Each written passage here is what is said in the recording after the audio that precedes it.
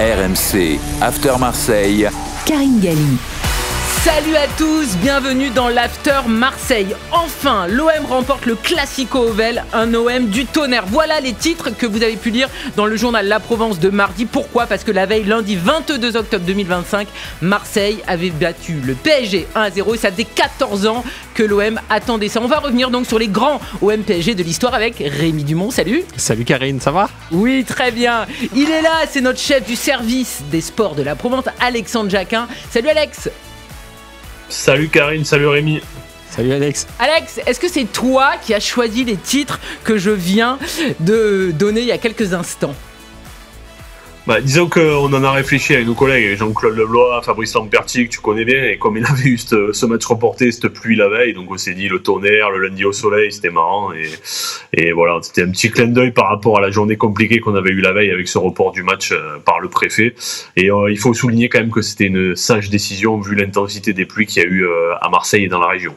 Oui, il y a eu beaucoup de dégâts, donc on le rappelle, Marseille qui gagne 1-0, ce classique, ce choc de la Ligue 1 grâce à Aguerd à la 5e minute. Priorité à Alex parce que lui, il était au Vélodrome. Raconte-nous ce match parce qu'il est forcément historique, parce que l'OM attendait depuis 14 ans un succès devant son public. Il est historique déjà dans la manière, parce que l'OM, même si l'OM n'a pas eu la possession, on a retrouvé un OM qui ne jouait pas comme le veut De Zerbi. On avait un OM qui allait droit au but, qui a procédé, qui parfois n'a pas eu le ballon, mais qui pressait et qui le récupérait, qui allait droit au but. Donc c'était vraiment une équipe qui ressemblait plutôt à celle d'Igor Tudor il y a 2 ans qu'à celle de De Zerbi depuis 1 an et demi. Et puis il y a aussi un côté historique évidemment pour les supporters, parce que tout le monde a vibré et ça faisait plaisir de voir les gens heureux, quoi. Voilà, dans le contexte géopolitique, économique qu'on vit en France, qu'on vit à Marseille aussi, qui est quand même une ville où la pauvreté est assez existante. Ça faisait plaisir de voir que les gens, le temps d'une soirée, ils rêvaient un peu, ils vibraient un peu, et ils oubliaient les tracas du quotidien avec cet OM qui leur faisait plaisir et qui enfin les rendait fiers, ce qui n'est pas le cas tout le temps ces dernières années, quoi. Enfin, Marseille donc bat le PSG au Vélodrome. Et puis il y a cette très belle image, cette très belle idée aussi, c'est qu'à la fin du match, le virage sud, lorsque les joueurs vont célébrer avec leur public, ils remettent le tifo, ils le réhissent, ce Olympique de Marseille. Rémi, comment tu l'as vécu, toi, ce classique qui a forcément une saveur particulière parce qu'il y a la victoire et Marseille attendait ça depuis trop longtemps. Ouais, depuis longtemps. Et puis, faut pas oublier le contexte, comme disait Alex au début, le match était reporté. Personnellement, je me demandais comment allaient se comporter les équipes parce que on parle de monter en tension nerveuse pour ensuite que ça redescende, pour ensuite être prêt 24 heures après. C'est vrai que c'était différent en plus avec le contexte, le ballon d'or en même temps qui se joue pendant le match quasiment. Bref, tout est rentré dans l'ordre puisque le match a bien eu lieu, que le ballon d'or a été décerné à un joueur parisien, certes, Ousmane Dembélé, mais c'est quand même un joueur français. Mais au-delà de ça, moi, ce qui m'a marqué dans ce classique, c'est le fait que Marseille marque aussi rapidement. Je trouve que ces dernières années, c'était plutôt Paris qui marquait rapidement, et là ça m'a fait penser en fait au match un peu du Real où en fait ils marquent mine de rien à contre-courant, et puis derrière on se demande s'ils n'ont pas marqué trop tôt, si Paris va pas revenir, et finalement on voit que la solidité défensive de Marseille a fini par payer, et qu'ils n'ont pas fait les mêmes erreurs que contre le Real, c'est-à-dire ils ont su conserver leur avantage. Juste quelques chiffres pour vous rappeler un petit peu la performance qu'il y a eu lundi de Marseille. 4 minutes 03, Marseille est inscrit après 4 minutes et 3 secondes, donc son but le plus rapide contre le PSG, toute compétition confondue, sur les 45 dernières années. Ça, c'est une stat Opta. Et le PSG n'a touché que 2 ballons dans la surface de Marseille en première période. C'est son plus faible total lors des 45 premières minutes d'un match de Ligue 1 depuis mai 2016. Donc, c'est dire aussi la performance tactique, physique, athlétique de l'OM, et technique aussi, puisque le score aurait, mine de rien, pu être plus lourd avec la barre transversale d'Amine Gouiri, et puis les occasions aussi de Greenwood et de Aubameyang en seconde période. Alex, ce succès donc du lundi 22 octobre va avoir une valeur étalon, parce que forcément quand on revoit le début de saison, il y avait des succès face à des promus, le Paris FC face à Lorient, donc des équipes que Marseille se doit de battre. Là, ils battent enfin le PSG. C'est vrai que ce mot « enfin », c'est à peu près le mot qu'on a entendu dans toutes les bouches des supporters marseillais, parce que ça faisait trop longtemps que Marseille était en incapacité de battre les Parisiens Ovel, alors que Monaco, Lyon, Rennes, Toulouse, d'autres équipes avaient réussi sous l'ère qatari à battre les Parisiens. Oui, voilà, l'OM avait gagné en Coupe de France il y a 2 ans sous l'ère Tudor avec le but de Malinowski, mais c'était pas pareil. C'était la Coupe de France, c'est pas vraiment le même contexte. C'est pas le même c'est pas une classico en Coupe de France dans le sens propre du terme. Et l'OM attendait vraiment de pouvoir avoir cette victoire qu'il attend depuis 14 ans et on était passé tout près plusieurs fois au Vélodrome, mais chaque fois c'était la même histoire. C'était on y croit, on y est, on fait le jeu, et puis finalement Paris marque ou finalement Paris égalise en toute fin de match. Donc c'était une frustration depuis beaucoup d'années. Ça veut pas dire qu'évidemment que l'OM est au niveau du PSG. Le fossé il est encore immense, mais c'est l'idée pour le club marseillais, pour les supporters, de se dire que sur un match, personne n'est invincible, quoi. Et en fait, à Marseille, on avait très mal vécu, par exemple, les déclarations d'André Villas-Boas qui avant un classico expliquait que de toute façon le championnat, il y avait 18 équipes, bon, il y a 17 plus le PSG, quoi, et que ça servait à rien de jouer ce type de match. Et ça, franchement, en termes de fierté d'être Marseillais, ça avait été un peu mal pris par le public, même si quelque part il a un peu raison. Et là, en fait, voilà, se vaincre comme ça, avec la manière en plus, parce qu'il faut le dire, l'OM a largement mérité sa victoire. Alors peut-être que je le dis en tant que Marseillais, mais je pense que l'OM a vraiment mérité sa victoire, et il y a pas de débat possible là-dessus, et ça rend le sourire aux gens, et ça rend une certaine fierté, et ça donne de l'optimisme pour cette saison, même si, évidemment, le plus dur reste à faire, et que si c'est pour battre Paris comme ça, et aller à Strasbourg en claquette, comme a dit Roberto De Zerbi après le match, ça sert absolument à rien. Et oui, et ça fait un petit parallèle avec la Coupe de France, parce qu'effectivement, quand Marseille avait sorti le PSG, Marseille se disait, voilà, il y a une autoroute, il y a un chemin pour le Stade de France, et ils avaient été sortis au tour suivant, on s'en souvient, face à Annecy, donc c'était un scénario compliqué. Voilà. Ce match-là, Rémi, tu lui mettrais quelle note ? Je lui mettrais, alors encore une fois il y a un contexte à prendre, mais je lui mettrais un bon 8 sur 10 parce que mine de rien quand même Marseille a tremblé par moment, que ce soit sur la frappe de Hakimi qui est détournée du bout des gants par Rouli, ou que ce soit la tentative de lob de Vitinha.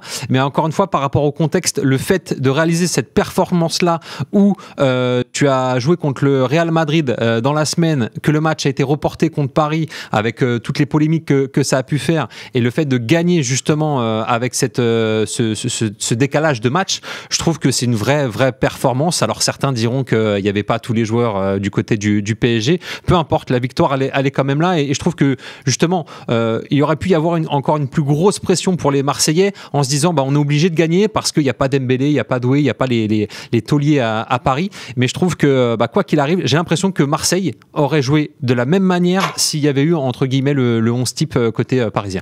Dans cet After Marseille, on a décidé donc... Ah oui, vas-y, Alex, bien sûr. Je disais, je suis d'accord, parce qu'en fait, il a adapté complètement son schéma de jeu, avec 3 défenseurs centraux, ce qu'il ne faisait pas auparavant. Et j'espère qu'il a trouvé son équipe, parce que cette formation-là et la manière de jouer contre Paris a fait plaisir à voir aux supporters. Voilà. Un succès important pour les supporters. On avait envie de revenir sur les grands OM PSG. Alors, avec Alex, on est un petit peu plus vieux que toi. Rémi, alors nous, puis moi, je suis une grande nostalgique, donc je vais toujours chercher dans mon enfance. Mais on vous a demandé, messieurs, de revenir sur ceux qui vous ont marqué. Et j'ai été surprise, finalement, Alex, parce que tu m'en as cité plusieurs, mais on va revenir sur celui qui est le plus récent. On part de 2025 et on rebrousse le chemin. C'est le 22 octobre 2017. Tu as donc choisi ce OM PSG. Raconte-le-nous, je donne juste le score final. Évidemment, les supporters marseillais s'en souviennent, mais quand même, c'est 2 buts partout. En fait, cet OM PSG là, pour moi, il est symbolique parce que c'est le premier OM PSG où il y a Neymar. Donc l'été précédent, il y a une polémique dont nous faisons partie, parce que nous faisons une avec Neymar, l'argent. Voilà, donc on nous accuse d'être des magots, d'être marseillais, et bon, Neymar arrive à Paris avec Mbappé, et c'est ce premier classico, c'est aussi le début de l'ère McCourt. Ouais. Donc en fait c'est la première, McCourt a racheté le club 1 an plus tôt, mais c'est la première vraie équipe de l'ère McCourt avec Luis Gustavo, Rami, Amavi, Payet, Thauvin évidemment, et en fait ce match-là il est attendu, et on se dit qu'en face il y a Cavani, Neymar, Mbappé, Rabiot qui était dans le camp adverse à l'époque, et on se dit à Marseille ça va être compliqué, Thiago Silva, Marquinhos, ça va être compliqué. Et là ce jour-là l'OM fait plaisir. Vraiment, il y a Franck McCourt au stade. L'OM dans le ton, dans la manière d'aborder le match, l'OM fait plaisir et l'OM a failli gagner. On n'aurait pas parlé des 14 ans. Mais oui, mais c'est ça le problème. On n'aurait pas parlé des 14 ans de disette au Vélodrome si ce match-là il avait été gagné. Et il a failli être gagné parce qu'Edinson Cavani égalise sur coup franc dans le temps additionnel à la 90e plus 3. Entre-temps, Neymar est expulsé. Il y a une électricité au stade. Luis Gustavo marque un superbe but. Ça lance un peu sa saison et après Luis Gustavo, on sait ce que ça a donné derrière.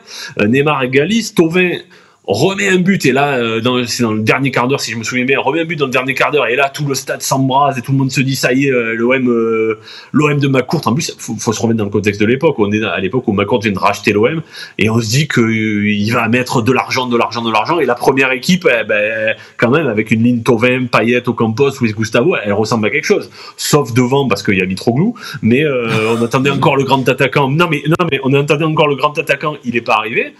Et là, on se dit qu'il y a quelque chose. Et on se dit l'OM va rivaliser avec le PSG. Malheureusement, Cavani égalise à la fin sur ce coup franc. Et là, douche froide. Mais je trouve que dans les intentions et dans la manière de jouer, ce match-là, il avait lancé la saison, une saison qui se termine par une finale de la Ligue Europa 2018, qui se termine par une 4e place malheureusement pour l'équipe de Rudy Garcia, mais il y avait vraiment, il y avait un esprit, il y avait quelque chose, il y avait une électricité, ça ressemblait vraiment à un classico, j'avais trouvé ce match-là, et je préférais citer un match de l'ère récente, de l'ère McCourt, pour symboliser ce qu'est l'adversité entre l'OM et le PSG aujourd'hui.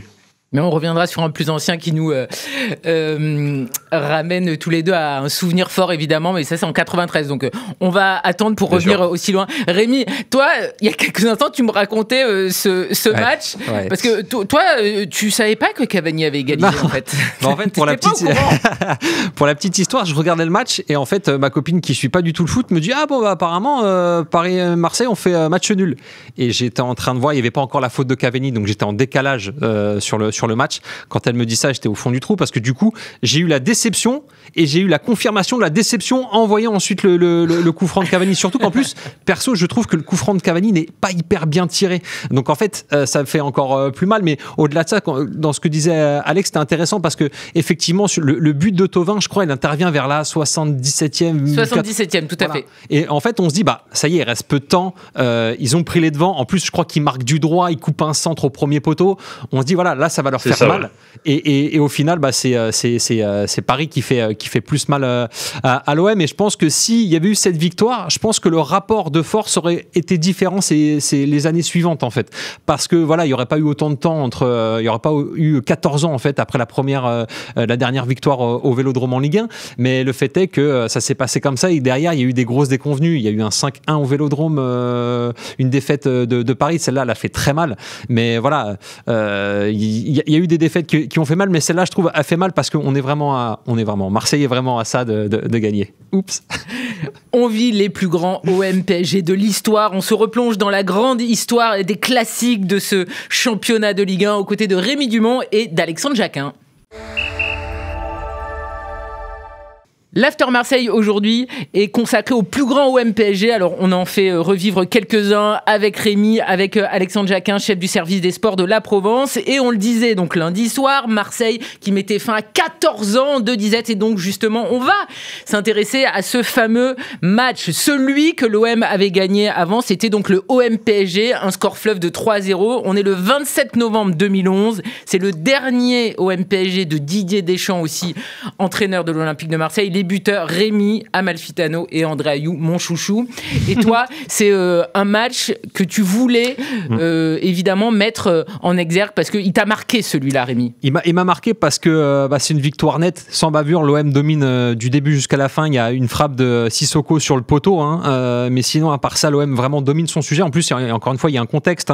Effectivement, c'est le premier de l'ère Qatari. Il y a Pastore, par exemple, sur le terrain. Il y a Mohamed Sissoko. Il y a Lugano côté Paris. Paris, et puis c'est le dernier de Didier Deschamps à l'OM, qui est d'ailleurs avec déjà son adjoint Guy Stéphane. Le PSG va perdre sa place de leader après cette défaite, 3-0. Paris terminera deuxième derrière Montpellier. Marseille, lui, finira dixième. Et je trouve que ce match-là, il avait vraiment marqué les esprits. En tout cas, il a marqué le mien parce que justement, c'est le premier de l'ère Qatari. On se dit que Paris va envoyer les millions, ce qui est déjà le cas avec Pastore, Lugano, Menez qu'on voit. Mais Marseille résiste avec ses joueurs, avec sa manière de jouer et surtout sa façon d'être. Et on se dit, en tout cas, moi je me dis à l'époque, en voyant Marseille gagner 3-0, je me dis que ça va vraiment faire un beau duel avec Paris, qui voilà, après des saisons compliquées, a de l'argent avec les Qataris, donc ça va donner une vraie opposition. Et je me dis qu'en gagnant 3-0, Marseille montre qu'ils seront là sur plusieurs années. Malheureusement, ce ne sera pas le cas, puisque 14 ans après, il faudra attendre du coup la première victoire en Ligue 1. Tu n'as pas été visionnaire. Alex, tu te souviens évidemment de ce OM PSG, ce 3-0, un score fleuve.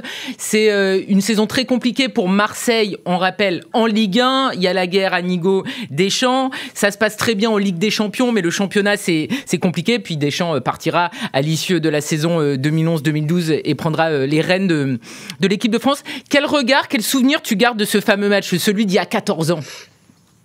Moi, en fait, ce qui me... Enfin, je voudrais pas porter la poisse à l'OM, évidemment, mais cette saison-là, justement, l'OM bat le PSG au Vélodrome. C'est compliqué par la suite. La suite, on la connaît avec Anigo, Deschamps, le clash, les histoires. La grève des supporters en quart de finale de la Ligue des Champions. En fait, toute une saison pourrie. Faut être clair. La saison 2011-2012, elle est pourrie et l'OM a battu Paris. Et si on se rappelle la dernière victoire de l'OM au Parc des Princes, donc c'était en septembre 2020. Avec Andrés Villas-Boas, et on a aussi une saison pourrie avec Villas-Boas qui s'en va en janvier, Jacques-Henri Hérault qui est évincé aussi, l'attaque de la commanderie. Donc cette saison-là, l'OM a battu le PSG. J'espère juste que ça va pas se terminer comme ça aussi, parce que voilà, c'est un petit parallèle, parce que je me dis, quand on bat le PSG, il faut pas non plus qu'il y ait une enflammade derrière, et c'est vraiment le risque qu'il y a à chaque fois à Marseille. C'est ça, c'est de se dire, on a battu le PSG, ça y est, on est les plus forts, on est les plus beaux, mais c'est pas parce qu'on bat le PSG qu'on est le Brésil. Et à Marseille, on a tendance à se voir toujours trop beau trop vite et à tout raser tout de suite dès qu'il y a 3 matchs qui ne vont pas. Donc c'est juste ça que j'espère. Après, sur mes souvenirs de ce match-là, j'étais pas au Vélodrome par contre sur celui-là, mais évidemment ce sont des joueurs qui, même si la saison était compliquée, Diawara, Nkoulou, Lucho Gonzalez, Loïc Rémy, André Ayou, sont des joueurs qui symbolisaient l'OM de Deschamps, qui symbolisaient un OM qui gagne, et malheureusement c'était un peu le début de la fin pour eux, parce qu'ils partiront tous dans les années suivantes, sauf André Ayou. Effectivement. Alex, rassure-nous, mets un peu de soche partout, parce que je sens que là il faut que tu fasses partir les mauvaises ondes. Voilà, non mais c'est vrai que c'est une crainte qu'on peut avoir, parce que je trouve que dès que l'OM bat le PSG, ça s'enflamme. Mais on l'a vu il y a 2 ans avec la défaite. L'OM, il y a 2 ans, quand l'OM bat le PSG en Coupe de France, l'OM a gagné la Coupe de France. Pour tous les Marseillais, dans l'esprit des Marseillais, ça y est, c'est le boulevard, c'est depuis 89, on l'a pas eu, et bam, Annecy qui arrive en quart de finale et qui sort l'OM. Donc c'est pour ça qu'il faut savoir raison garder. J'ai trouvé le discours de Roberto De Zerbi très intéressant après le match, justement en expliquant, on va savoir ce soir, mais demain matin on repart de 0 parce que le match important c'est Strasbourg. Évidemment, il est dans ce rôle de dire ça, mais il le fait vraiment. Voilà, il dit j'ai menacé les joueurs, mais il a raison, parce que battre le PSG c'est symbolique, mais c'est rien du tout dans une saison. La saison est très longue, on le rappelle, avec 34 journées. On va évidemment maintenant revenir sur notre OM PSG à Alex et moi. Rémi, c'est peut-être parce que tu es un petit peu jeune, je ne sais pas. C'est celui du 29 mai 93. Alex, tu vas nous le raconter. Je rappelle évidemment le contexte. 26 mai 93, Marseille devient champion d'Europe. C'est évidemment la fête absolue à Munich. Les Marseillais te diront qu'ils n'ont pas dormi entre le 26 mai 93 et le 29 mai 93. Quand je parle des Marseillais, je parle des joueurs marseillais. Je ne parle pas que des supporters. Et pourtant, il y a un match, il y a un classique à jouer 3 jours après. Il n'y a qu'un seul changement par rapport au 11 de départ. C'est Angloma qui ne débute pas. Sinon, Raymond Goethals a remis la même équipe. C'est le PSG qui va ouvrir le score. Il y a ce but de dingue encore de Boly. Raconte-nous ce match, parce qu'il est évidemment historique pour les supporters de l'Olympique de Marseille, mais il est historique dans l'histoire du foot par rapport au contexte, par rapport au scénario du match. Il est complètement dingue et il n'est pas beau non plus à voir ce match, parce que c'est extrêmement haché. Non, il est pas beau à voir si on se place sur le fair play, les fautes, l'arbitrage, c'est une catastrophe. Les supporters aussi, parce qu'il a été interrompu en milieu de seconde période, si je me souviens bien, avec des tirs de fusée, parce qu'à l'époque il y avait carrément des tirs de fusée d'un côté à l'autre, donc des tirs de fusée de supporters qui étaient parisiens, qui étaient en bas du virage nord en direction de Gannet. Mais en fait, il y avait de l'électricité partout. Quand tu dis que les joueurs n'avaient pas dormi, je pense que les supporters non plus n'avaient pas dormi depuis le mercredi. Mais ce match-là, ils n'étaient pas sur le terrain. Oui, ils n'étaient pas sur le terrain, mais il faut savoir que le jeudi après la victoire à Munich, il y a cette fête dans le Vélodrome où Bernard Tapie est porté en triomphe, Eric Dimeco aussi. Le samedi, l'OM rejoue et Vincent Guérin ouvre la marque. Je crois que c'est 8e minute, ouvre but de Vincent Guérin. Ça a été un peu le stade, mais tout le monde se dit bon, c'est pas grave, ils vont quand même revenir. Rien ne pouvait arriver à cet OM là. Et Rudy Voller égalise et puis il y a ce but d'anthologie de Basile Boli, quoi, voilà, qui racontera après qu'en fait il était monté dans le camp adverse parce qu'il voulait en découdre avec Ricardo, et en fait il se retrouve au début de l'action, puis à la fin de l'action, à la réception d'un centre de Pelé, et voilà, et là c'est magique, quoi, voilà, c'est quelque chose de fabuleux. Tout amoureux de football, tout supporter de l'OM évidemment, mais tout amoureux de football va citer ce but-là dans l'histoire du football français, parce que c'est un but symbolique, c'est un but magnifique, c'est un but c'est vraiment le Graal, de l'époque Tapie, quoi. C'est le summum. Il y a Munich et puis il y a ce but, puis à la fin l'OM gagne 3-1 avec un autre but de Boxic, mais c'est la consécration de l'OM des années Tapie. C'est vraiment le match référence parce qu'il y avait tout, il y avait l'électricité, il y avait le jeu parfait, la construction parfaite, il y avait la domination, il y avait les supporters en furie, il y avait tout dans ce match-là, et donc on le citera toujours en référence à Marseille, évidemment. Match complètement dingue. On rappelle donc 26 mai 93, 29 mai 93. Il y a 3 jours d'écart. Il y a 2 buts de la tête de Boli. Alors les têtes n'ont rien à voir, mais effectivement, ce sont 2 têtes magiques et 2 têtes qui sont vraiment rentrées dans les mémoires de tous les fans de foot. Alors Rémi, t'as quel âge, rappelle-moi? J'ai 37, donc j'avais 5 ans en 93. Ça me déprime, dis non, mais je me dis juste que imaginez si Basile Boli avait vraiment mis le coup de tête, mais dans le joueur qu'il voulait. Ricardo qui sera expulsé, on le rappelle. Je pense que Ricardo aurait terminé à l'hosto parce que sa tête, elle est incroyable. En plus, la puissance, on dirait une frappe du pied, en fait, son but de la tête. Donc c'est ça qui est aussi impressionnant. Et puis j'imagine la joie et le sentiment d'extase, en fait, que peuvent avoir à la fois les joueurs et les supporters d'avoir gagné la première Coupe d'Europe de l'histoire pour un club français, et ensuite d'enchaîner en gagnant face au plus grand ennemi de l'OM, et en plus avec cette manière-là, et en plus dans mes souvenirs, je crois qu'il faisait très beau ce jour-là. Je sais pas si... Mais il fait toujours beau à Marseille, surtout au mois de mai. Hein. Non, mais encore une fois, là, comme il y a eu les intempéries, mais ça montre une fois de plus que tout était parfait pour l'OM. Tout était parfait pour l'OM, effectivement, avec un scénario complètement fou. Et c'est vrai que lorsque Basile Boli raconte ce but, c'est toujours assez savoureux. Ouais, et juste pour revenir sur le match le dernier classique, la victoire de Marseille, il y avait cette petite polémique, et je parle sous le contrôle d'Alex, où justement les Marseillais avaient entendu parler de la déclat de Luis Enrique, qui disait que c'était intéressant de voir comment il pouvait climatiser un stade. Et il me semble que De Zerbi s'en est servi aussi pour motiver ses troupes. Et au-delà de ça, je trouve que dans les images d'après-match de De Zerbi, je l'ai rarement vu aussi souriant, mais aussi pur dans la joie. Et je trouve que c'est assez marquant. C'était lundi soir sur RMC. Vous l'avez vécu. Florent Germain au commentaire. Greenwood qui va essayer d'effacer, qui va frapper. C'est contré, contre-favorable peut-être pour l'OM. Chevalier, attention, le but marseillais, le but marseillais, le but de l'Olympique de Marseille. Aguerd permet à l'OM de mener à 0. Il reste 10 secondes. 10 secondes, c'est à la fois très très court, mais ça peut permettre au PSG d'avoir une occasion de mettre un ballon dans la boîte. Monsieur Brizard regarde son chronomètre. Est-ce que c'est terminé? C'est terminé. Marseille s'impose 1 but à 0. C'était beaucoup trop loin ce 27 novembre 2011 quand Marseille avait battu le PSG 3-0. Eh bien Marseille... Florent Germain au commentaire, évidemment, vous l'avez entendu. On n'entend même pas le coup de sifflet. Non, on l'entend pas. Incroyable. Sur RMC Sport.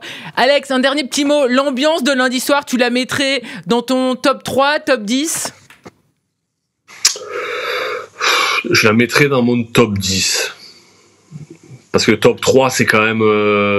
voilà, il y a les ambiances de l'époque tapis. Moi, j'étais enfant, j'avais 12 ans au moment de OM PSG, évidemment. Donc, je la mettrais dans mon top 10, ouais. Parce que après, dans le top 3, il y a aussi Leipzig. Évidemment, Leipzig, c'est Leipzig.